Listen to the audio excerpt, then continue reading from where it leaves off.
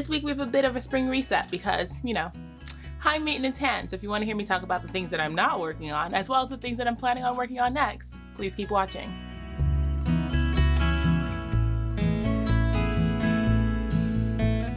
Hello and welcome to Stitches in Starlight. My name is Tashiana, but you can call me Tashi because that's what all my friends do, and we're friends now. I'm coming to you from my home in Brooklyn that I share with my husband Joshua and the two hell kittens, actual cats, not humans, Minerva and Astoria.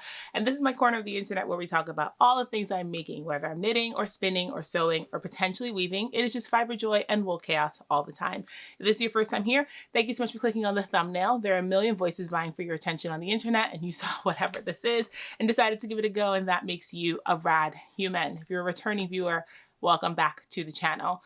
This week, spring reset, because again, if you watched last week's video, if you watched the last podcast, which would have been 2 weeks ago by the time you're watching this, we talked all about my high maintenance hands. Well, my fingies are still mad at me. Things are progressively better, but I still can't knit for an extended amount of time without pain. Guys, I was responsible. I did have a consultation with my friend Andrea, who, besides being my friend, Andrea is the knitting PT. Also, guys, if you haven't watched Andrea's episode where she talks about, I'm going to put the thumbnail here. If you haven't watched Andrea's episode where she talks about all the things she cast on because I asked her to, it's a really fun romp.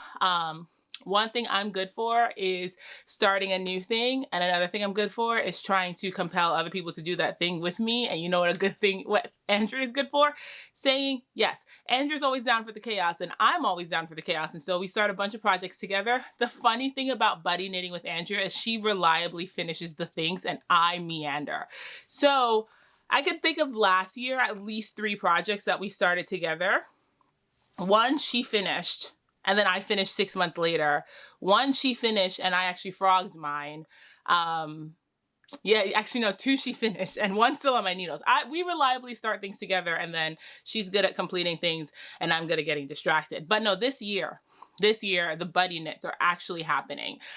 So yeah, if you haven't watched that video, that's a great one. It's a very fun watch. But all that to say is I did have a consultation with Andrea about what I could do for the high maintenance hands, which is how I will be referring to them till the end of time, because it is a very fun phrase. It is a very silly phrase. It's a very fun phrase and I enjoy it. So all this to say is we're doing a little bit of a spring reset. So I'm going to warn you up front. There's not a lot of knitting in this video. I did not do much knitting in the last 2 weeks because hands. 2, because I was trying to figure out what I can do, because I tried to pick up the projects that I had on the needles, which we will talk about, and I couldn't make much progress. And 3, I've been doing a lot of spinning and a lot of quilting, actually. If you haven't watched February's pedal party, also, if you don't know what the pedal party is, I've started separating spinning and knitting. I've started separating spinning and sewing/quilting out of the podcast in the hopes that it would help me reliably show up, keep the episodes shorter. They're not keeping the episodes shorter at all. Each episode is still about an hour. It makes you wonder. Do you guys ever wonder how long these would be if I wasn't separating them? I don't want to think about that. That keeps me up at night. But the hope was it would keep the episodes shorter and keep me coming back more often if I kept them separate. I don't know if they're keeping them shorter, but it is keeping me coming back more often. So if you haven't seen February's pedal party, which, thumbnail, because I've been remembering to put them. So thumbnail. If you haven't seen February's pedal party, I do talk a lot about what I've been making. And since I haven't been able to knit as much, I've been doing a fair bit of spinning and a fair bit of sewing because quilting has kidnapped my entire brain. So that's been fun. All of that to say is there's not going to be much knitting this podcast, but I'm not going to tell you it's going to be any shorter than it normally is, because is it ever? But first, a project spotlight. So today I'm wearing my sheep camp sweater, and every time I wear this, I think the only reason Mia has not ripped it off my body is she's never seen it. She's never seen it in person. This is my sheep camp sweater, and I knit this so cropped. There's like sensible cropped, and then there's what I did with this. So this is a pattern by Jennifer Berg, who is the native knitter. I'm pretty sure that's correct. And I knit mine short sleeved. So it is written to have either short sleeves or long sleeved. My main color is Kelborn Woolen's Scout in the color Sunflower Heather. And this was my first time working with Kelborn Woolen Scout. And it is what put this yarn on the map as one of my favorite yarns. I come back to Scout over and over. I've knit Scout multiple times. I am a Kelborn affiliate because I love this base. I've tried other bases. I love Camper, which is their fingering weight base. But this was the base that put Kelborn on the map for me. And then my contrast color is hand spun. This was a skein of Wild Miles by Wee Chickadee that I spun 3-ply as it comes. I did not even try to do fractal because if you've ever seen the way Jen dyes, also I remembered her name, if you ever see the way Jen dyes, it is very hard to find repeats in it, so you can't do a traditional fractal. So I just split it 3 times and did a 3-ply as it comes. And that's what's in my contrast color. I actually knit this at the same time that Cece of Stitch Witch Craft. No, I knit this because Cece had posted her. So Cece had shared a photo of her version. And if I can find a picture on Instagram, I'll put it here. But it was this really lovely, like warm, rusty color with white color work. And I had started it, I think, in December of 2023. No, it must have been 2022. I must have started in December of 2022 and then knit all the color work before I went back to work because the color work chart was so much fun. And then it lingered. And then I needed a sweater from Maryland Sheep and Wool of 2023. That makes more sense.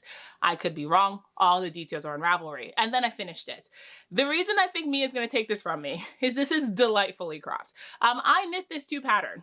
And, you know, we've talked about the fact that I don't try on any of my knits. I knit this to pattern, and the pattern says to knit the body for 6 inches. I'm 6 feet tall. A 6-inch body is not doing much of anything for me. But I needed a sweater from Maryland Sheep and Wool, and I didn't have time to like faff around with like knitting it longer. And I was like, what's the worst that could happen?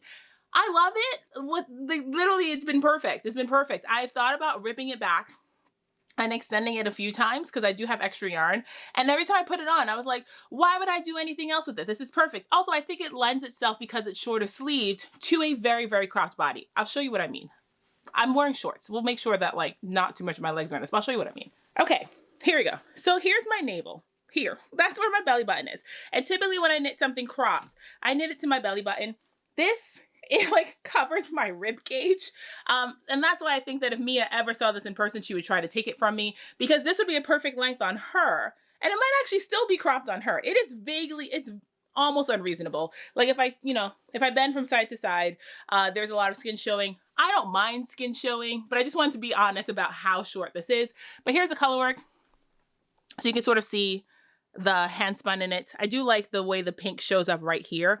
This color work chart, a delight to knit. So if you're not familiar with the sheep camp, it is a very, very long yoke, but I'm very, very long. So it's not unreasonably long on me, which is why I think like I'm less afraid of like longer yoked sweaters because I've been, I felt like I was put through the taffy machine and just stretched.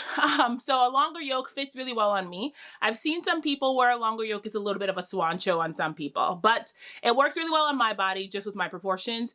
And I love everything about this. I would knit this again in a heartbeat. I've thought about knitting it again and knitting it long sleeved and knitting it with a longer body. But then every time I put this one on, I'm like, I perfected this. And if I do it again, am I going to be happy if it's full length? I mean, probably. I do think I want one that's longer sleeved. This is DK weight. So I should say that. So a DK weight, short sleeved crop sweater is wildly impractical in most weathers because I can only typically wear it in April and like the beginning of May. If I wear it in December, in like January, it's cold. Like it's cold. And if I wear it in June, it's hot. So I have to wear it in April to May, where it makes sense to have a DK weight wool sweater next to skin with also all this skin showing. And that is part of the reason why I say that this is a wildly impractical project, but I love it. I love it. I wear it all the time. I don't find that Scout pills. I have not depilled this since I've made it. I actually just bought a sweater shaver like last week. I did not even own one. I have not depilled this since I made it. And I love it. I love it. I feel like if you have watched, way back episodes, you might have seen this before, but if this is the first time you're seeing it, this is my, this is the sheep camp. I don't have anything else to say besides I really like it. I wear it all the time. I think this is a good color for me. Oh, I do like, this is also the first time I did a pattern that had this like rolled hem, this rolled neckline, and now I come back to it all the time. I love a fun little rolled neck. There's just a bunch of details in this that are really cool. There's short row shaping. Jennifer Berg does a really good job writing this pattern, and this color work is just really striking. I like the triangles. I don't think there's any floats to catch because I think the longest stretch is 5 stitches. So I don't think there's any floats to catch. Yeah. It was a lot of fun to make, and I would definitely make it again. And if you haven't made one yet, I highly recommend it. So let's talk works in progress. Obviously, I have no finished objects today because the fingies, and honestly, works in progress is a generous term for what I'm about to show you because some of them haven't even been started. But let's chat about what I do have on the needles these days. I'll update you first with 2 projects that I showed you last time, which again, minimal progress. But I do think it's important to talk about knitting when it goes really well, and also talk about knitting when we're in a little bit of a slump, because I think there's the, at least for me, when I watch like makers and like podcasters and God forbid content creators, which I hate that term, but like when I watch people who like share their knitting, it's just like, wow, people are like always on it, right? Like you're always on it, you're always generating. And when I'm really, really good, I am very productive. Like I am highly productive. A lot of that is finally being medicated, and having my head on straight. Well, life is not great right now. Like collectively, life is not great for a lot of people. You just have to like open a newspaper to realize that life is not great right now. But also like my mental health has not been very good. And then the fingies. So my knitting has not been super productive, but I do think it's important to show up and like talk about where we are when things are going really well and when things are not going so great. So I'm going to show you what I did the last 2 weeks. Before I do that, because February's over, here's a really interesting, obviously this is going to be very clear when you see this. Here's my graph for January. And according to timelines, I had about 110, I'm looking at it right now. According to timelines, I had about 110 knitting hours. Nope, 104 knitting hours in January. And you'll see there's a variety of projects. And one of my favorite things about using the timelines is I can color code. Not everyone, but routinely people will ask me, what's the name of the app? And I never say it. So I use the Timelines app. It is a free app in the Apple Store. If you track 3 projects, once you want to track more than 3 projects, there is a paid subscription, but it's like a one-time premium subscription. And I've been doing it since November. It has been night and day for like keeping me on task because the ADHD, one of the things that helps keep me on task is a tracker or a timer. So if I start my knitting time, I'm more likely to knit during my knitting time because I know the time is going. If I pick up a stitch, I will also just walk away and do a million other things. But when I have this idea in the back of my head that I'm tracking my time, I'm more likely to actually sit and do the knitting. Now, that doesn't mean that like, sometimes I only track for 10 minutes at a time, but that 10 minutes, I actually sat and did the knitting.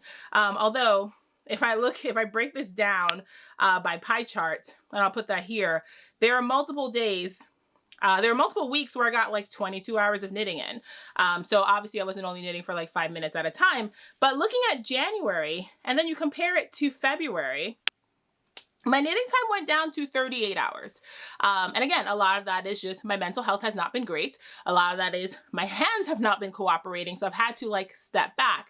And so like, there's a little bit of like a mental minefield that I go through every time I'm not doing a thing where it's like, am I a maker if I'm not making?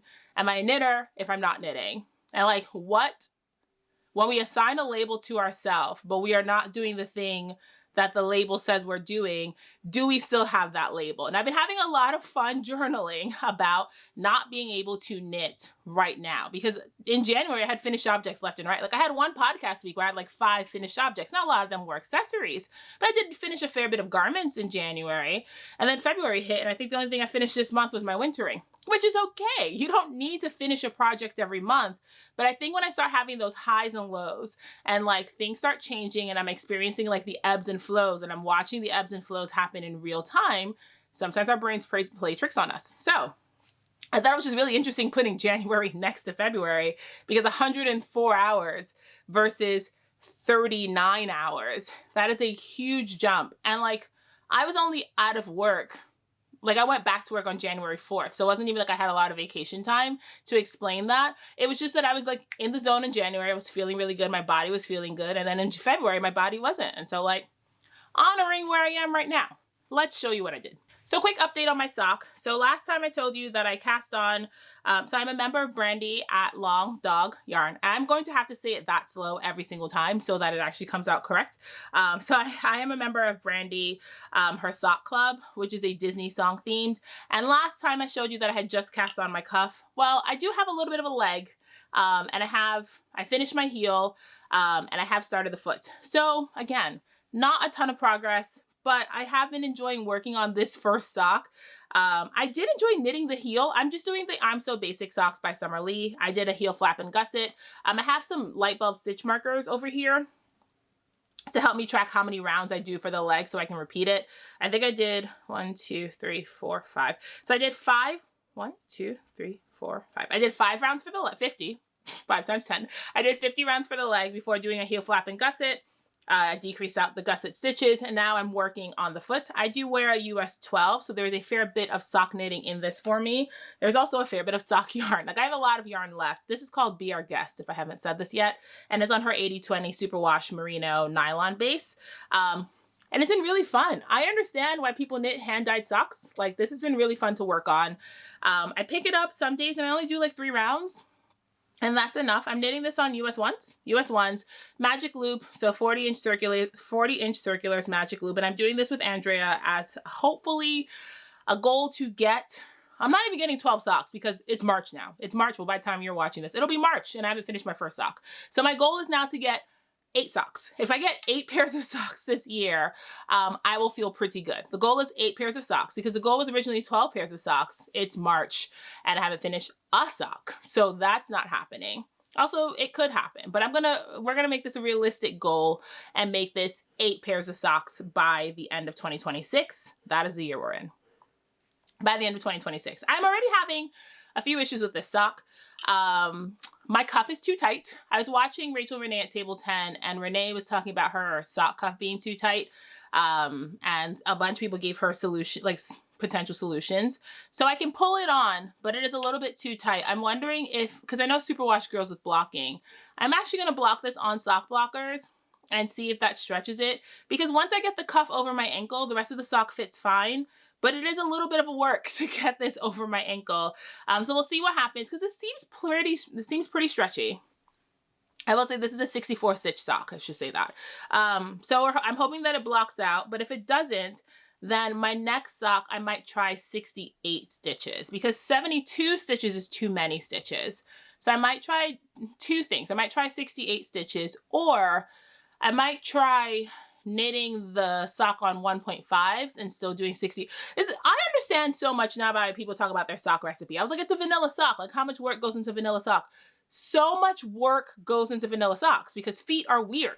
They're weird. They're like hinges. There's all these angles. There's all these weird shapes to accommodate. You have toes, and then you have feet, and then you have ankles, and you have heels, and you have legs. There's all this stuff to accommodate in this one silly fiddly thing you make. And so I understand now why people talk about their vanilla sock recipe. So I am going to make my other socks match this.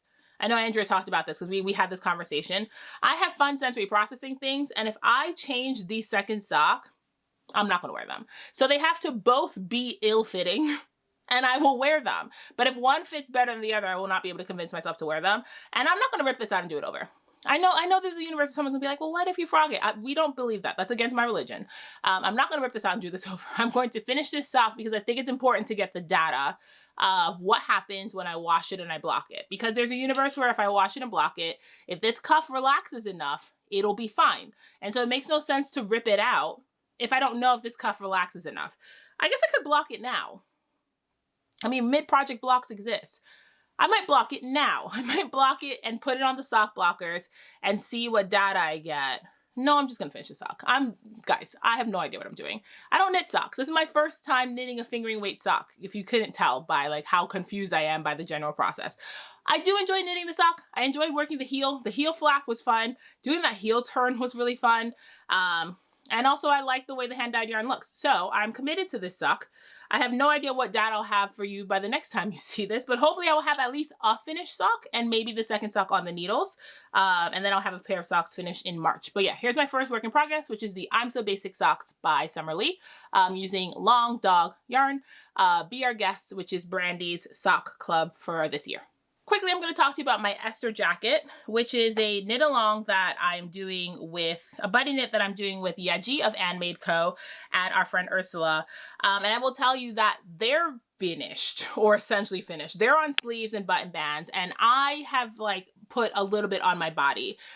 This is on size 8s, and the combination of this being on size 8s, this being a fairly rustic yarn, I'm using Briggs & Little Heritage 2-ply. And this being all knits and pearls, I can probably do 2 rows of it before. So the fun place where my hands are hurting, well, it hurts here. So it doesn't hurt my hands. I get wrist pain, and I'm getting this weird sort of burning sensation in my forearm, which is why I know it's nerve.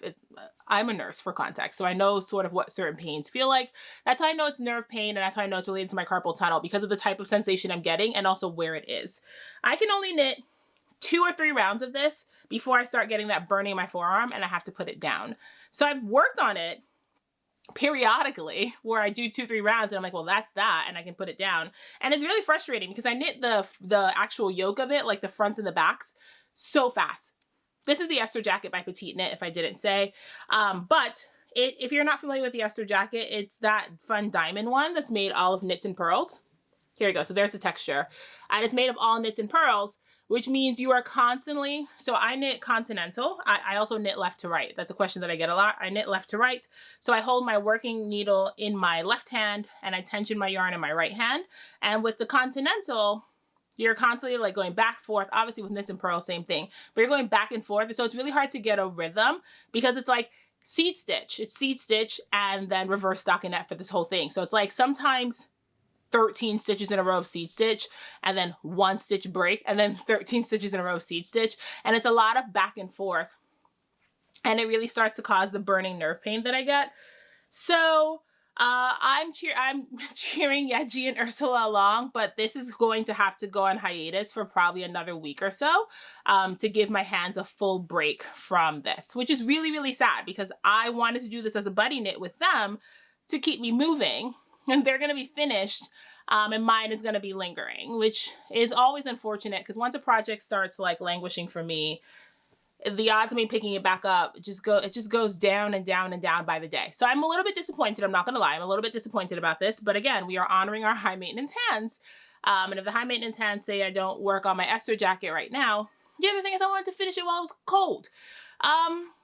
It's March and honestly, with the way this winter was going, it might be freezing in May. Who knows? But I really wanted to finish it for winter. But gotta do what we gotta do. So it means I have to give it a break. And if I don't finish it for this winter, hopefully I'll have it finished for fall. I'm really excited for it. I'm really, really excited for it. I really want it, but you know, I will not whine about it anymore and I will not belabor the point. But yes, you might not see my Esther jacket for a little bit because I think the smart thing to do is to put it in full hiatus. The same with my Lakes cardigan. I'm also putting that in full hiatus for a little bit. I went down to 7s and I started doing the ribbing. And I think even though the 7s are like a needle size that I can hold, I also think that the ribbing, any sort of like back and forth right now, is just not it for me. So I need to either be doing straight stockinette like knitting or straight stockinette purling. But I think a textured stitch right now, until my hands, like until this flare up passes, is not the right vibe, which is sad. But I think the Lakes cardigan I might be able to go back to in like 2 weeks.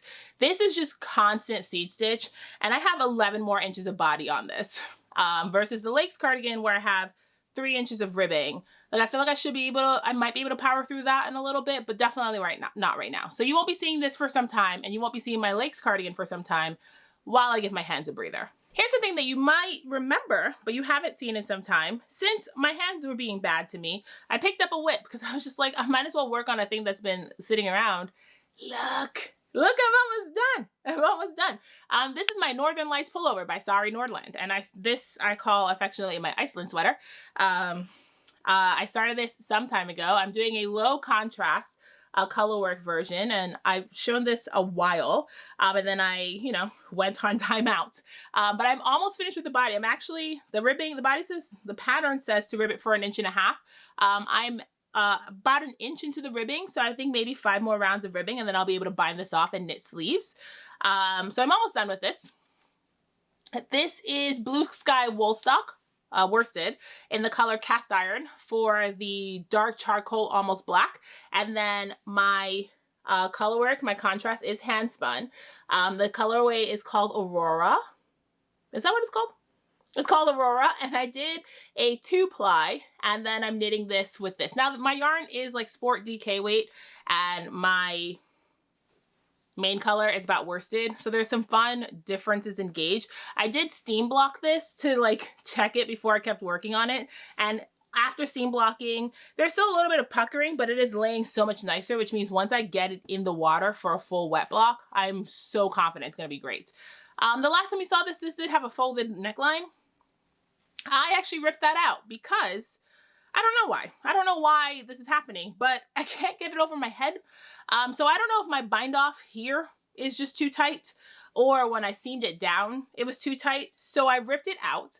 I might try it on as a crew neck and see how I like that. If I like it as a crew neck, I might just leave it as a tall ribbing for a crew neck. If I don't like that, I think what I'm going to do, every time I do a folded neckline with Sam, my friend Sam, Samantha Guerin, she has you bind off on like a size 10 needle. And I've never had an issue where I did a folded neckline with the Sam pattern where it was too tight. So I think that just has to be what I do, is bind off with a size 10 needle every single time. So I'm going to try this on with the crew neck and see how I like it. If I don't like it with the crew neck, then I'm going to rip out my bind off, pick up my stitches, bind off again on a size 10 needle, and then sew it down again and see how that works. I did do all the ribbing on this inside out, and like, look at how clean the ribbing is here. Like, that is so beautiful. So I'm doing the ribbing on my body also inside out. I turned the project right side out so you could see it, but I'm doing all the ribbing on this inside out. And the other thing I'm doing is I'm doing half twisted rib. So I'm doing it inside out and then twisting my knits, which means that my purl stitches right side out are twisted, and it just makes the ribbing look so tidy. The ribbing looks so good, but because I'm twisting the pearls, the knit stitches are not twisted, and you can't really see that the purl stitches are twisted. It just lends itself to a much neater ribbed experience. And I think going forward, that might be a thing I do on all my projects if I can. Obviously, if it's a cardigan, then there's not much you can do. But if I'm knitting it in the round, I am going to knit it inside out and twist my knits because the overall effect on the outside, and my ribbing is not terribly, I mean, my ribbing's fine, but like if I can get it neater and tidier, why not? I'm really excited for this sweater.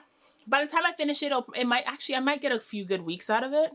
If I finish it in the next 2 weeks. I mean, frankly, there's maybe an hour of work on this before I bind it off, and then I have sleeves. And now that I have the bowl method, I am no longer worried about being marooned on Sleeve Island. So there's a universe where this is not that hard to do. But I have picked it back up because, again, my fingies. This was knit on 7s, and I'm doing my ribbing on 5s. So once I get back to sleeves, I'm not worried about my ability to knit sleeves because 7 is a comfortable needle size for me. Well, you know, famous last words. I don't think I'm going to do the color work on the sleeve. So the pattern does have you repeat this motif on the sleeves. And I did split my leftover yarn. Actually, here's my hand spun if you want to see it. Here's the hand spun. So I did split my leftover yarn into 2 mini skeins to make sure that I had enough to do the color work, because I didn't want to start doing the color work and then run out. So I did split my leftovers into 2 mini skeins to make sure that I have enough to do the color work. I don't know how I feel about a color work sleeve. I've never done that. So we'll have to see. I don't know. I'm going to knit the sleeve, and then I'm going to make a choice when I get to the place where you have to add the color work if you're going to decide to do the color work or not. So I might just do boring sleeves. I might do the color work. I haven't decided. But yes, here's my Northern Lights. It is back out of hibernation. It is very close to being finished. This is also a longer, just looking at this, this is also a longer yoke. It's a round yoke, but it's also a longer yoke. But again, this is also a long yoke. And on my body, I'm not terribly worried about a deeper yoke. This, I will say, I also knit this to pattern. This feels like such a long sweater body. And like realistically, it's not. But because everything I make is like microscopic, and Sari has you knit full-length sweaters. As I was knitting this, I was like, is this ever going to stop? This feels like a lot of sweater.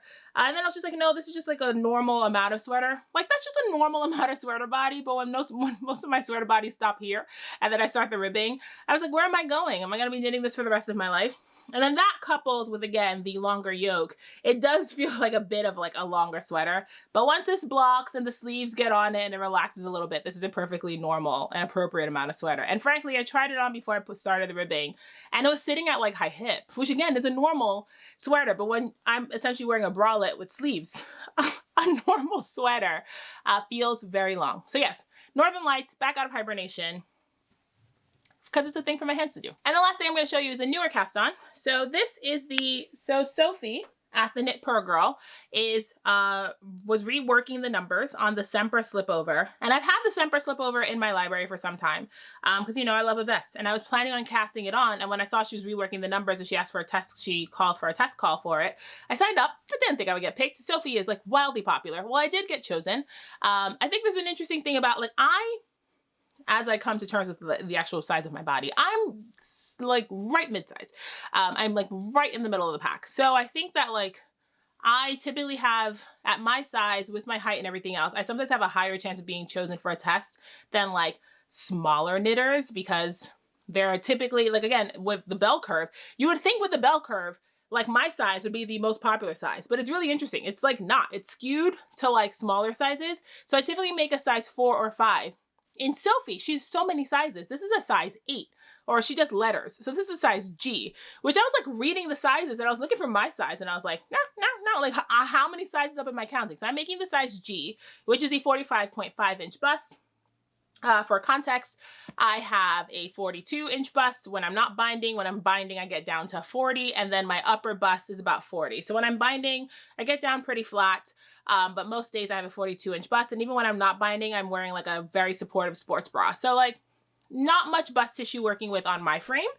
So I'm making a size G, which is a 45 inch bust, and I'm making the round neck version, and here is all I have. I just started this yesterday. So I've started the back. And here's why I'm excited about this. This is new yarn.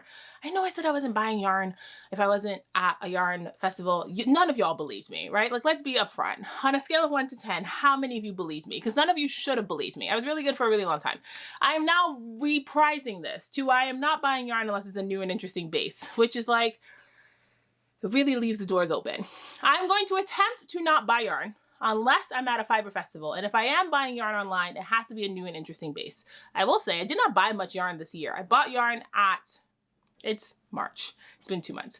I bought yarn at Vogue Knitting Live. And besides that, the only yarn that's come in was this Pearl Soho order. And I did get some more of Amy's Comfort Silk Linen on the lighter blue color for a cardigan. But all this to say is Pearl Soho has this new interesting yarn, and it's called Echo Wool. And it's all recycled. And I was just like, oh, that seems really fun. And then not only is it all recycled, it's tweed. So here's my swatch. This is the color Poseidon Green. And here's my swatch. Do you see all the color in there? It's so fun. So it's woolen spun. It's milled in Turkey. And like, look at that. It's so, I love a woolen spun yarn for that. Now that might not be everyone's cup of tea, but it is nubbly. It is like airy. It is so, I find it very, very soft and very easy to work with. But I really, really enjoy it. So they had it on sale when they launched it. And typically when there's a new yarn and I'm not sure what I want to do, I get a vest quantity. And a vest quantity for me is anywhere from 900 to 1,000 yards. This is Sport to DK. That's what they label it at. So I swatch on size 6s for this. The pattern is a 21 stitch gauge. I got 21 stitches on size 6 straight out the gate. So I've cast on my slip over. Again, this is the color Poseidon Green in the Eco Wool. It has really fun texture. This is not a smooth yarn. I mean, probably because it's recycled from scrap. So like you are going to get some of that nubbliness from it. So it's not smooth, which if you're looking for a smooth yarn, this is not the way to go. But it is delightfully textured, and I think in a thing like a slipover, especially a stockinette slipover, is going to be a dream. So here's what the fabric looks like. And you can start to see some of that tweed coming through, but also for all that the stitches are textured, they look pretty even. And this is I think I had a project recently where I was I had a boucle project where I was rowing out, and I was very confused about it because I don't typically have rowing out when I knit stockinette flat. My knits and my purls are pretty consistent. I don't have to size down with my purling needle. I don't know how I've mastered is a strong word. I don't know how I've managed to figure it out. But my knits and my purls are pretty even, and I typically don't have rowing out issues, which is why when it does happen, I'm very confused by it every single time. But yeah, no, I really like this. I really, really like this. So I've just started it. I'm going to finish the back. It's a slip over. So you finish the back, you do the fronts, and then you knit the body and the round. I think I have like 8 more weeks on this, so plenty of time to knit a slip over. But again, this is on size 6s, so a good size for my hands these days. But I've been really enjoying working on this. Also, I love a tweed yarn. I think tweed yarns are just really fun to work with. And I can't wait to see what this becomes. It's gonna be a really good spring color. Like, look at that. That's a really good spring green. I mean, it's exactly what it is, a good spring green. This color, this yarn launched, I think, in like 15 colors. And I am a Pearl Soho affiliate, so I will link this below. I did buy this with my own money. Pearl Soho did send me yarn for my Eva cardigan, and I was very grateful to them for doing that. But I'm not, I don't typically ask for yarn support. One, because I don't know how to ask for things. That's not my strong suit. My friends have been trying to get me to ask for more things. I don't really know how to ask for things. It's not my strong suit. And also, like, I feel like if I like a business and I like what they're doing, I would like to support them. And one of the ways I can support them is like giving them my dollars. So I did buy this with my own money. But again, I'm only an affiliate for companies that I believe in and whose stuff that they make that I really enjoy. So if you do want to try this, I think it's on sale again. Pearl Soho yarns are like almost always on sale. So if you want a yarn and it's not on sale, give it a week. In like a week or two, it'll probably be on sale again. But I do like this. And I like that it's recycled. I like the initiative behind it. It's milled in Turkey, and there are, I think, 15 colors. So yeah, so that's my Sempre slip over, and I actually have another one that I'll show you.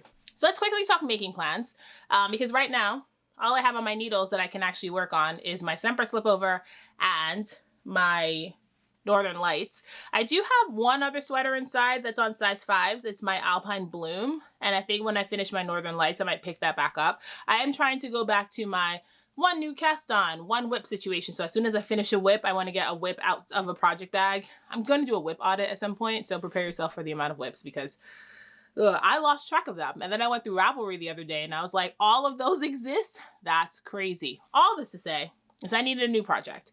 So my friends Rachel and Renee are hosting a spring-centric make-along. So you make a thing, you wear it to Yarn Centric at Maryland Sheep and Wool in the first week of May. And yeah, you hang out with them. And the rule was tees, tanks, vests, something spring adjacent. And when I had ordered the Poseidon Green in Pearl Soho Goodwill, they also had a tweedy neutral color called Cake Pop. And I was like, ooh, that seems right up my alley. So I also got that. And here's what it looks like swatched. So, ooh, where do I put it so you can see the texture? I might have to take a picture of it so you can see the tweed. But it is a neutral base with like sort of like rainbow flecks in it. And I swatched for the Maggie vest because that's literally what I bought this for. This one I bought in mind for a particular project, and the green I just bought because I like green. But I swatched for the Maggie vest. This is a 23 stitch gauge. So I swatched this on size 5s, got 23 stitches. Swatched for the Sempre vest on size 6, got 21 stitches. And the fabric on both of this is really, really lovely. It's not like on the size 6s is kind of like gappy, and on this is like dense. Like, it works well for a variety of needles. On the package, it says you should be able to get, I think they said 21 to 25. And I feel like that's a good range because I have 21 and I have 23. And I'm pretty sure if I swatched on like 4s, I could probably get 25 and it would still be comfortable to wear. It's not dense, a really good fabric. So I have not cast this on yet because cast on day was March 1st. By the time you're watching this, it will be March 1st, assuming I get this edited in time. I always have to throw that caveat out, like assuming I get this edited in time. So I will be casting on March 1st for cast on day, but I did make my swatch for it so that I'm ready to go. So that'll be a thing that hopefully you see the next time we do a traditional podcast is the Maggie vest.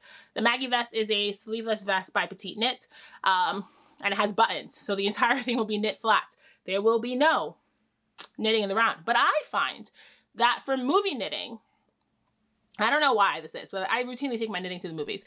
I find that for movie knitting, knitting flat is easier for me because I'm less likely to drop a stitch. And I don't know why that is, but I find that when I knit in the round and I'm not looking, I drop stitches. But when I'm knitting flat, I'm less likely to drop stitches. That's a mystery to me. So I find that something like this is going to be easier for movie knitting than something that's knit in the round. Also, it's on size 5s, which is a good size needle for me when I'm not looking. Anything finer, and also this is like a grippier yarn. All of this to say is this is going to be my movie project for the next 2 months. And then I will be wearing it to Yarn Centric when I get to go in May. So yes, here's Here's my next cast on. And the other thing that I'm going to be casting on really soon is in black. Haha, it's black like my soul. This literally, every time I talk to my friends about this swatch, I say the same stupid thing, which is black like my soul. And that just, it's a thing that I mean, obviously it's not a clever and unique thing to say. Like that's a thing that we've all heard. But I've been saying this since I was like 12. And my mom always wanted me to stop. And I think her wanting me to stop is the reason that I keep saying it. But this is a swatch for the Cosmopolitan Tea Test, which is a pattern coming out by Tori Yu, my friend Tori, who's a local designer. Dude, Tori had that Prospect tea go up and I was like, I'm not gonna make that. And then I saw everybody else do it. And then I saw, like, I've seen all the tests and I was like, oh, I'm gonna have to make that as soon as it comes out. And then she put up the call for the Cosmopolitan tea and I was like, okay, this will forestall my need to cast on the Prospect tea because I will test this instead. I will put the picture here of it, but it is a short sleeve t-shirt with like lace sleeves. And if you remember my Make 9, I think I couldn't call that. What I did for my Make 9, instead of picking individual projects, I picked like themes and types of things. And one of the things on my list was I wanted to make something in black yarn. So here's what this is. So I'm going to make that t-shirt in black yarn. This is Hudson & West Weld. Hudson & West is no longer in business, but I did have a sweater quantity of Forge and a sweater quantity of Weld in my stash from like probably 2023. Like I've had this for some time. This is the color Raven. And I swatched and I got gauge for stockinette immediately. This is going to test my eyeballs. Because not only am I knitting it in black yarn, I'm going to be knitting lace in black yarn, but it's only lace on the sleeves. And we know I love lace. I love lace. Every time I work lace, I have the time of my life. So this will be hopefully fulfilling. Well, there's a number of things that this could fulfill because I also wanted to knit a fingering weight sweater. So this could either be fingering weight or something in black yarn. We'll see what happens by the end of the year. But either way, this is going to be going on my Make 9 grid. A bunch of my friends are testing this. It's a really cool testing group. And I went back and forth about whether I wanted to do it in a spring color. But like I kept coming back to it in black because it's such a classic design. Just like a round neck tee. But I think the lace on the sleeves just elevates it that much. And like, this in black with like some shorts during the summer and like some trousers when it starts to get cool is just going to be an elevated. I love an elevated basic. Like I really do enjoy an elevated basic, and I think in a black yarn, it's going to fit in my wardrobe perfectly. The Hudson & West family of yarns were a Corriedale Merino yarn. Just look at that drape. I did swatch on 5s. Tori got gauge on 3s, and I was like, I could never. So I went all the way up to 5s. And even while I was swatching, I was texting Mia and Andrea, and I was like, I think that this is going to be too small. Like, I think my gauge on this is too small, and I was really worried about having to go up to 6s, but I did get gauge and blocking on 5s. So that'll be the other thing that I should hopefully have on my needles the next time you see me is the Cosmopolitan Tea Test, which is a pattern that I'm testing for Tori Yu. So I do have a few acquisitions this week. The first is I did get my February sock colorway from Long Dog Yarn. This is called Kiss the Girl, and look at it. Isn't it beautiful? So the contrast color for your mini skin is a really pale pink, and then the main color is teal. And here you can sort of see it has teal with like some splashes of pink and purple in it. Really, really pretty. There's some speckling in this. There's like some fun tonality in it. So when I finish my Be Our Guest socks, I will hopefully be casting on Kiss the Girl socks and hopefully have some better information to make different choices for this pair of socks. And the other thing I had come in is an order from the Woolly Thistle, because I must have lived under the rock. I didn't know that this existed. But ChiaoGoo has square needles. And I'm hoping... Well, not I'm hoping. I'm curious about, because Andrew's watching me knit, and I hold on very tight. Also, I was at Gemma's house one day, and we were talking about how we tension yarns, and Gemma just like gracefully lets her yarn like drape over her index finger, and I have it like in a claw. Like I do too much. I do too much. But I've tried letting go and like not tensioning my yarn that way, and it freaks me out. It just freaks me out. Like I would have to unlearn how to do that, and I am not in any sort of mental space where I can unlearn anything these days. So I did get some the ChiaoGoo quads. I really wanted size 6s, and 6s were sold out, but I got 5s, 7s, and 8s, right? 5, 7s, and 8s. These are the 5-inch tips. I only use interchangeable ChiaoGoo needles. That's like literally one of the first things I bought when I started knitting seriously were interchangeable Chow Goose. I am ashamed of the amount of size 6 tips and the size 7 tips and the size 8. I think I have like at last count like 5 or 6 sets of size 7s because I don't believe that I shouldn't cast on a project because I don't have needles. I just get more needles. But I've been literally the only set of needles I use are the interchangeable Chow Goo needles. So I did get some of these square tips. They're just called quads. And they go on the same red cord that the rest of them go on. So we'll see what this does, if anything, what this might do for my knitting. I do have a project coming up, and I think I'm going to swatch with these and see how this goes. I'm also curious if, because I have the 7s, I'm curious if I do my ribbing on this for the lakes, if it's more comfortable in my hands. Like, we'll see. I'll report back. I didn't think it made any sense to get a full set. They only come in 3 to 11. And 5, 6, 7, 8 are the sizes that I use most often. But also there's a universe where like 9s might be useful. If these, like if I don't, you know, I don't know if I'm even gonna like holding them, but like maybe if they don't feel too bad in my hands, maybe 9s might be useful because I've been knitting a lot of things on like larger needles. The problem with being such a tight knitter is I routinely have to size up for gauge. So like a lot of things that like require you to knit on a size 8, some things I could get gauge on the 8, but I'm also having to size up to 9s pretty often, which means I could also just not knit those things. But I do like the way an airier open gauge looks. All this to say is I got some fun new needles. I will report back. And while I was placing an order with the Woolly Thistle, I got a ball of the Zaba Ball Crazy. I've never tried them, but Cait at Cait Casts On was knitting a pair of socks out of one of these, and I didn't realize the Woolly Thistle had them, and I was literally on the Woolly Thistle to get needles, and then I saw these. This is the color 1153. Ooh, the labels are in German. That's fun. It's called Jack with Hose. And it's all my favorite colors. Obviously, there's that evergreen in there. There's olive in there. There's just neutrals. All my favorite colors. I am still on a mission to spin sock yarn, but that I just have too many things ongoing. So I was like, whatever, I might as well just try this. This is superwash with nylon. So like it is designed for socks. I don't know when I'll get on my needles. After I finish my Kiss the Girl socks, my Be Our Guest socks. I will not cast on another pair of socks until I at least finish that pair of socks. And I have the data from that pair of socks. So I don't have multiple pairs of socks ongoing with the same fit problems. So maybe this is going to be the thing that like convinces me and compels me to keep moving. But they're so much fun. I've seen people knit with them. They're also just a much more approachable price point than Spin Cycle is. And they're actually labeled correctly because Spin Cycle likes to convince people that their dyed in the wool is sport weight and that is fingering weight at best. And this is the exact same like twist and wraps per inch as that. And this is labeled fingering weight because it's labeled appropriately. And I've seen people use this as a sub for Spin Cycle. And I totally get why.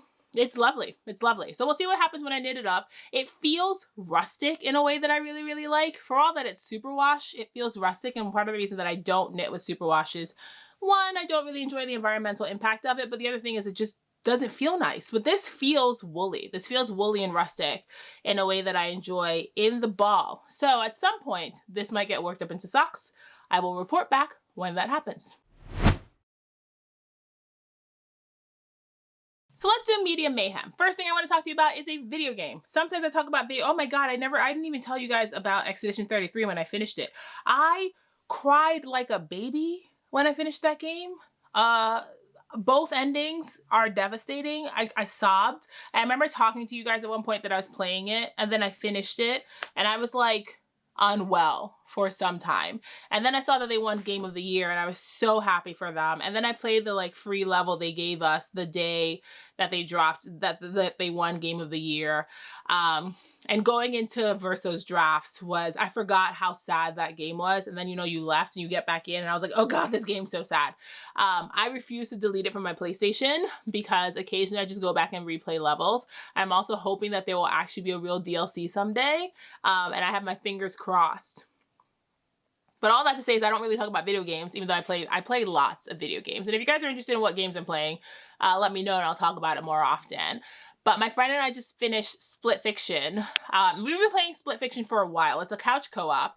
And we've been playing Split Fiction for a while. And it took us a fairly long time because we had to be in the same place to play the game. And like we hang out a fair bit. And most of the time we're outside or at the movies or what have you. And like also Split Fiction is not a game that like I'm not a good platformer. She's a better platformer than I am, and I'm a better puzzler than she is. So it's a good game for both of us. But eventually we would just be like, all right, we need a timeout. We need a timeout. We can't play this anymore. So we finished Split Fiction. It was just the loveliest story. So if you're not familiar with Split Fiction, you have these two characters and they get trapped in like, it's essentially this really interesting commentary on AI. It's a commentary on AI and on grief and on friendship. It's such a good story. I cried multiple times. It doesn't take much to make me cry, but I cried multiple times. Such a good story. But like one of the protagonists, her levels are sci-fi, and the other protagonist, her levels are fantasy based. And like we knew instantly who was going where, and it was very fun watching the gameplay because they would talk to each other, and I was like, oh look, ha, that's me. Oh look, ha, that's you. And it was Mio gave very much black cat energy, and Zoe gives very much golden retriever energy, and it's just like three guesses who goes where. But it was a really, really fun game. I really, really enjoyed it. I'm so glad that we finished it. I cried throughout the ending. I mean, I cry all the time, but it was a really, really lovely game. And I'm actually thinking about playing it again with Joshua, but playing the different character than I played that time. Joshua's a much better gamer than I am, but I know how all the puzzles work now. So I think having that little bit of extra knowledge might make it better. But the way the couch co-op goes is like each character had an individual role. And so I would be playing a different role than I played last time. So it might not be any better, actually. It might just be a different kind of hard. But if you have a friend and you have the system, also I think they have online co-op too, so you don't even need to couch co-op it. But if you have somebody who plays video games and you're looking for a game to play with a friend, Split Fiction was so much fun. Really, really lovely story. Really lovely story. The graphics on it were incredible. The mechanics on it were incredible. The puzzling on it were incredible. There's also this thing that they do. If I have the picture, I'll put the picture. But one of the trophies you can get is if you find all the benches and you sit on all the benches. There's just random benches in the world, and then you can sit there and have like a little heart-to-heart with your friend, and then you get up and you keep moving. But yeah, there's a trophy for finding all the benches, and we like literally were scouring the world because we had all but one. And I was like, we cannot finish this game. I'm not a platinum person. She is. I don't care about getting platinum, but I was like, we will be platinuming these benches. So we had spent like one day, an extra hour, just trying to find where in the world the bench was so we could get all the benches. But yeah, really lovely game if you're looking for a co-op game. Not terribly difficult. There are definitely some parts that are harder than others, but it was just really rewarding. Like when you figure something out, it is just really rewarding. So I just finished Split Fiction. I'm currently playing Metaphor Refantasio, which is not heartwarming at all. That game is dark. It's tricky because it's by the same studio that did Persona. So it looks cheerful and like light and lovely. And then you get in the story and you're like, oh, everything here is bad. That's fun. Everything here is bad. Wow. Also, democracy is bad. That's a fun take. So anyways, if you like JRPGs, it's also turn-based, which after years, hours of playing Elden Ring, I needed a turn-based game. So I like that it's turn-based so that, you know, you can take your breather and think about what you do, and I'm not like button smashing all the time. That's it for video games. Let's talk books. So I told you guys last time that I finished this Woven Kingdom.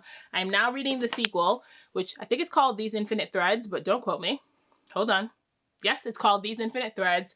And my God, if I thought I liked this Woven Kingdom, These Infinite Threads is so good. So I said last time that I thought it was like Southeast Asian. Multiple people have told me that it's Persian, which I'm glad that they informed me of like the culture that is set in, because I have now gone straight down the rabbit hole for so much Persian mythology. I love a good myth. I was talking to one of my friends about like the difference between like a myth, and like how much mythology and like collective storytelling informs who we are as people. And I love a good myth. And so Persian mythology is like my new hyperfixation. I've been having so much fun doing some digging and some reading about Persian mythology. Really, really enjoying it. These Infinite Threads is an incredible book. I'm 75% of the way through it. So hopefully I'll have it done. Also, here's the thing. Someone asked me about like why I mentioned so many books. And like I never talk about finishing it. I read books the same way I knit, which is the same way I do everything else. Two things. One, I have a fear of closure. So I've gotten to like 95% in multiple books and I just don't finish them because there's a universe where they don't end the way that I want them to, and I get upset. And then I also have to deal with the person that I am on the other side of it. It's the same reason I don't finish video games. I had to force myself to finish Expedition 33 because I knew that the person I was going to be on the other side of it was a completely different person. And so there's sometimes I'm afraid of what that person looks like when I have to sit with a thing being wrapped up. I'm terrified of closure. Is why I start so many things and I finish very little.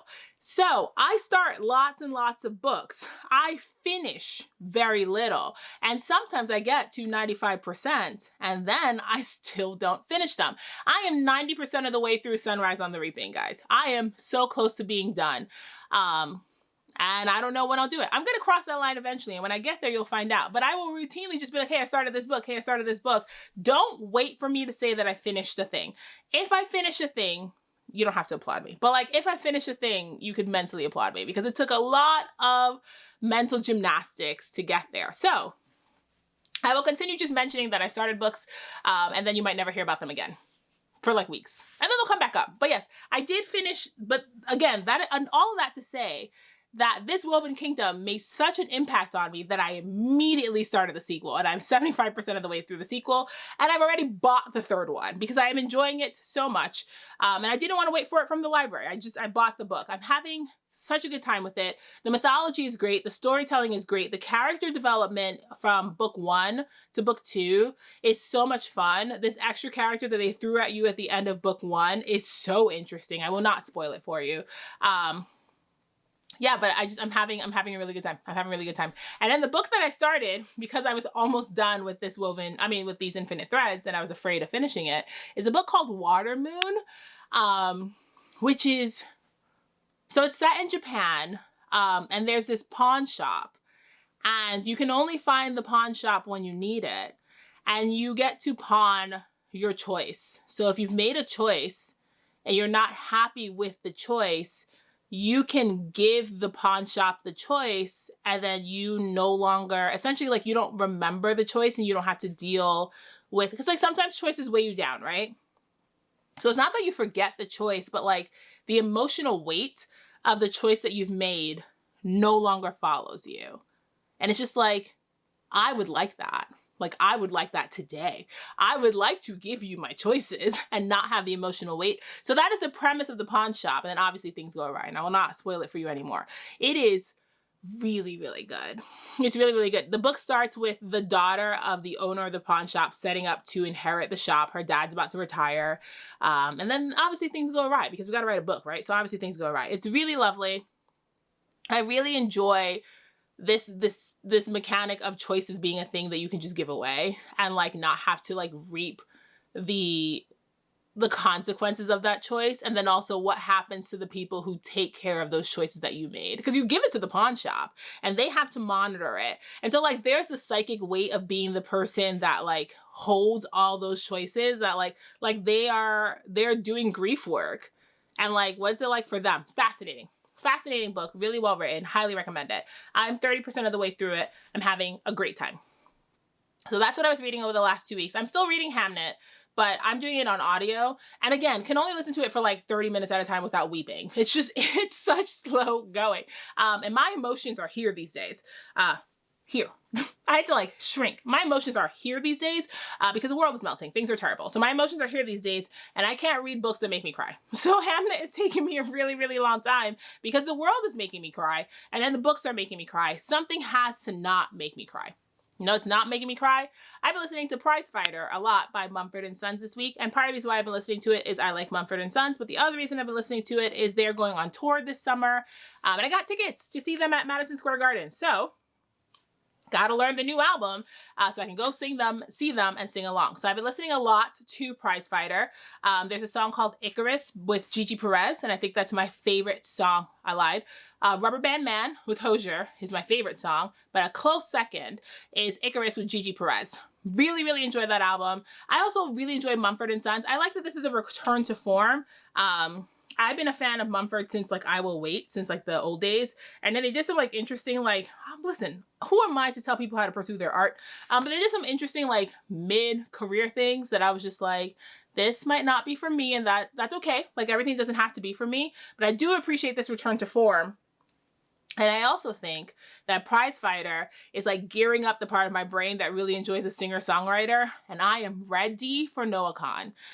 April cannot come soon enough. I'm ready for the new NoahCon album. I apologize in advance for the person that I will become once I have that. But yeah, that's Media Mayhem. I think there's a lot more chatter about that sort of thing this month, this week, this time around, because they're bi-weekly. So a lot more chatter about Media Mayhem this time around. But some of the comments that I get a lot are people enjoy just sort of like getting to know me a little bit more. And I find that the podcasts that I enjoy, I will be doing my favorite podcast video at some point. I just want to say that. But I find that the podcasts that I enjoy are also the ones where you get to see a little bit of the maker. So like, I enjoy seeing the makes, but I also like getting to learn a little bit about who the maker is and how that informs the choices that they make. So I will be trying, when I remember, I want to have a thing that I think is interesting to talk about, to interject a little bit more of my interest besides knitting in the podcast. That's also the reason that we took the spinning out, so that there's more space and room to talk about other things. So a fair bit of Media Mayhem, but there's always timestamps. So if that's not your vibe, you can skip ahead to the things that might be. So last but not least, a thing that sparks joy this week. This. I'm so proud of this. Here's a Lego bouquet of flowers. If you don't know what you're looking at, here's a Lego bouquet of flowers, and this comes with a little bit of a story. It actually comes with, wow, we're gonna meander for a little bit. I feel like Rachel and Renee. I understand now why their videos are so long and how they meander so much, because like, here's a side story to tell the side story to then tell you this story. So part one of this story. When Joshua and I got married, we've been married for, what year is it?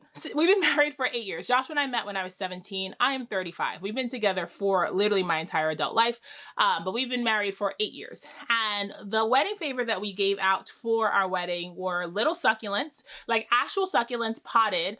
And I printed out little flags, and it said, "Take one home and let love grow." And we put little flags in the succulents, and everybody got to take home. We had a bunch of different succulents, but everybody got to take home a succulent as a wedding favor. We gave those out. I also, I was a Pinterest bride. We got married in January, and we got married in a blizzard, which was like really fun. If I can find a picture of me throwing snow around, I'll put a picture. My mom got so mad at me. So we got married. We went outside. I played in the snow. I came back into our reception. I have like snow in my hair. It's like literally mid-January in the dark. And my mother's like, "Are you crazy? You're going to get sick at your wedding. This is nuts." But the other thing that I made for our wedding was I made pine cone fire starters. So I took pine cones, I like tinted wax, added essential oils to it, dipped the pine cones. I think I still have some. Hold on. If I still have, give me a second. I do still have them. So our wedding colors were burgundy, rose gold, and sage. And so I took some candle wax. These are white ones, but we made white ones, pink ones, and burgundy ones, and dipped pine cones in wax, and then like, you know, wrapped them in these like little cellophane bags with like a little bit of burgundy ribbon.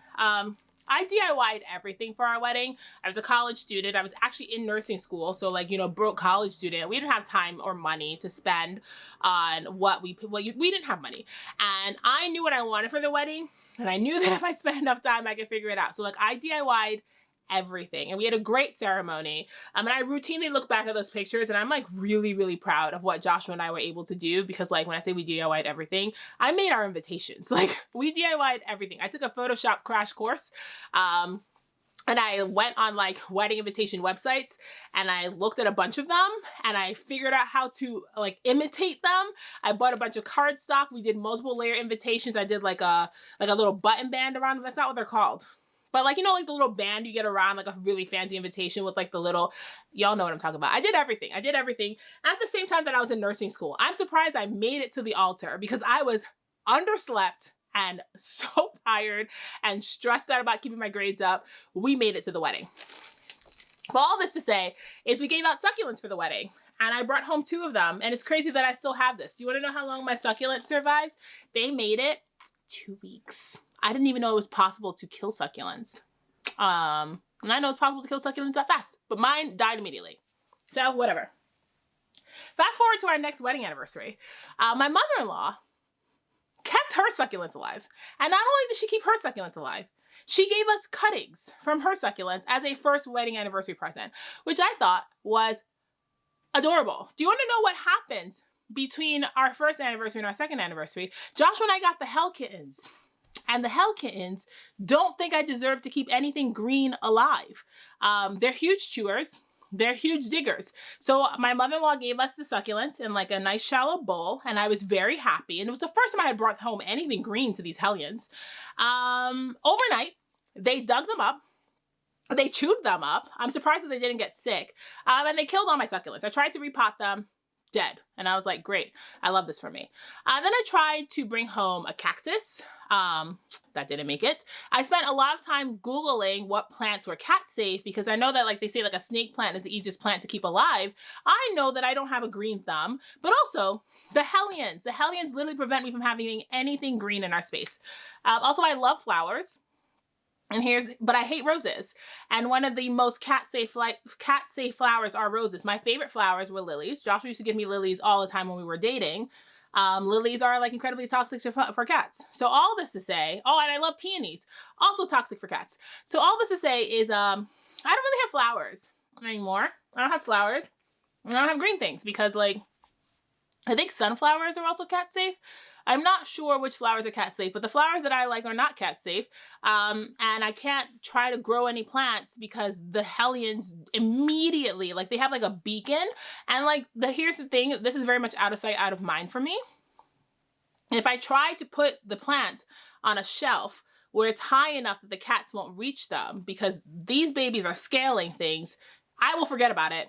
And I won't take care of the plant. Because I also tried that. I tried getting like some stuff that you could hang from the ceilings, but we live in an apartment, so it's very hard to mount anything. And when I put things on top of shelves, if I don't see it, I have recency bias and I forget that they exist. And so I was killing everything. So that is the preface for this story. For Christmas, Joshua gave me a Lego bouquet, which I thought was such a thoughtful gift. But it was just like, you know, I wish you could have the flowers that you want, but since we can't have them, here's flowers for you. And I cried because, you know, I cry at everything. So he gives me the Lego bouquet, and I was so intimidated because the box said it was 1,000 pieces, and I've never done Lego. Like, when I was younger, we had like the bricks, right? But you have like the bricks, and the bricks don't tell you what they become. They're just like rectangles, and you make whatever you want, and then you break them. And I pulled out one of the bags, and one of the bags had like 200 pieces, and I was like, this is not it for me.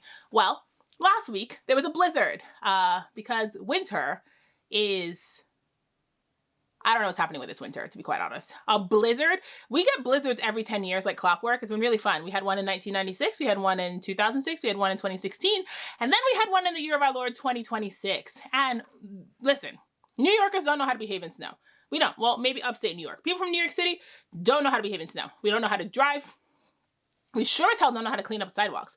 If I can find a picture, I'll put it here. But I sent a picture to my friend Jackie. I was walking home one day, and there was a snow mountain so tall it covered the school bus behind it. And that was the last snowstorm, which we got 2 or 3 weeks ago. And the snow had finally started melting to the point that you could see the curbs again. Because crossing the curbs, I walk to and from work, and crossing the streets have been a nightmare because we don't know how to do snow removal here. We're very bad at it. And then a blizzard. So the blizzard rolls in. We obviously close work. I work for private practice. I work in an ASC, and we're not doing emergency surgery. Everything we do is elective. So we called everybody. We were like, don't come, stay home, cancel all the surgeries. And since Joshua and I were home for a snow day, we did this. So that's what we did on Sunday while we were waiting for the snow to start falling. And yeah, here's the thing that sparks joy for me is my Lego bouquet. I've had it finished since then. It took us about 2 days because eventually I got overstimulated and there, you know, a bunch of very small pieces. And I was like, no more of this. I need to take a nap. Here's a lily. It has a lily, has my favorite flower in it. So many small pieces to make this. And while I don't think that I'm a full Lego convert, I don't think that this is going to be the next thing that I start spending all my money on. And God knows I don't need another hyperfixation. God knows. Please no more. While I don't think this is going to be a thing I spend all my money on, I do think I would do it again. I had a lot of fun doing this. And also it was good to do in like short bursts because each of these flowers came in pairs. And like the longest one paired flower it took us to make was a half hour. And there were 10 bags in it. So that's a lot of hours, all things considered. But like we did multiple flowers one day and then we did multiple flowers the other day. And there was 2 of each flower in the package. So Joshua would work on one flower while I would work on the other flower. So we were able to do it in tandem, which is good because he was better at reading the instructions than I am. But yeah, now I have this. I got to figure out where I can put it. I might get like a side table so I can leave it in all my videos so you guys can see my Lego bouquet. But isn't it beautiful? It's beautiful. Yeah, I'm so glad that this exists. It was just a really thoughtful gift from my husband because he knows how much I miss having pretty things around. And while I would not trade the Hellions for anything, there are definitely some days where I do contemplate throwing them out the window because cats, man. Cats. If you have cats, you understand. Cats. So yes, here's the thing that sparks joy. Again, I don't know if this is going to be a whole new thing for me. I don't need any more hobbies. I don't have any space or room for any more hobbies. My brain is full. But this was a really fun diversion and a really delightful one. And I learned a cool thing about myself. I think the thing about Lego that I really like is it appeals to the part of my brain that likes puzzles. So does quilting. But yeah, it really appeals to the part of my brain that likes puzzles. And it's really satisfying when you put a bunch of the little shapes together and then you end up with a flower and you're like, how on earth do all of these pieces turn into this? And then like a half hour later, you're like, oh, that's how. And it's really satisfying. It was really satisfying. So yeah, that's the thing that's sparking joy for me this week. So that's it for me today. I hope you enjoyed hanging out with me on this like fairly chatty episode. I also think of the trade-off for not having so much knitting is I can talk about other things and not really worry about how long these episodes are. So thank you so much for hanging out with me on this fairly chatty episode. As always, links will be down there. I do link all the places that I have affiliate links down there. I do try to link everything I talk about in the video in the description box, but Stand With Minnesota link will be down there.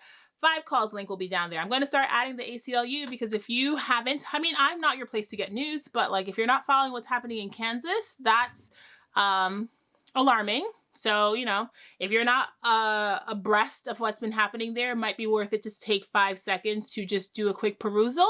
And then once you've done a perusal, maybe start thinking about how you can help our neighbors because, man, every day you turn on the news, there's just something else happening here. Yeah, the links will always be down there. I'm trying not to belabor the points because we are always overstimulated and inundated with news. But as my friend Allie once said, it is hard to escape with people if you don't know who you're escaping with. So if you're coming to my channel to escape from how bad everything is, I think it is helpful to know where I stand on things so that you understand whether, I mean, I'm hoping that this is a safe space for everybody, but it is helpful to know where I stand on things so that you know who you're escaping with. Also, I think it's hard to not know where I stand with things. I wear my politics on my sleeve. But yeah, if you're ever not sure, let me just say that out loud. I do try to remember to put my pronouns at the top of the video. Hi, my name's Tashi and I use they, them pronouns. I try to remember to put my pronouns at the top of the video, but I feel like by just doing that, I think it makes it very clear at the top, you know, what kind of space I occupy in the world. I am a Black queer person. It is hard to be anything but a radical these days because being a radical just means being a human who cares about other humans. And it is wild that being a human with empathy is now framed as being a radical, but that's where we are. So join the club. Radicals here left and right. So yeah, if you're not familiar with what's happening there, might be worth taking a look and then trying to take a look at what you can do to help. As always, guys, take care of yourself, take care of your neighbors, stay safe, stay grounded, stay warm. I hope that you're finding space to do the things that spark joy. I hope that you're finding the things that that fill you up. I hope you're finding community where you can. My Discord server is linked in the description box if you want a virtual community. That server continues to be, honestly, in all the time that I've had this channel, that server continues to be one of the best things I've ever done. And I didn't even do it. I just put the link out there and I was like, hey, gremlins, if y'all want to come hang out with me, this is where I am. That server requires very little intervention from me. It is just hanging out and thriving. But there are really incredible people there. There are really supportive, really thoughtful, really conscientious, really creative people in that server.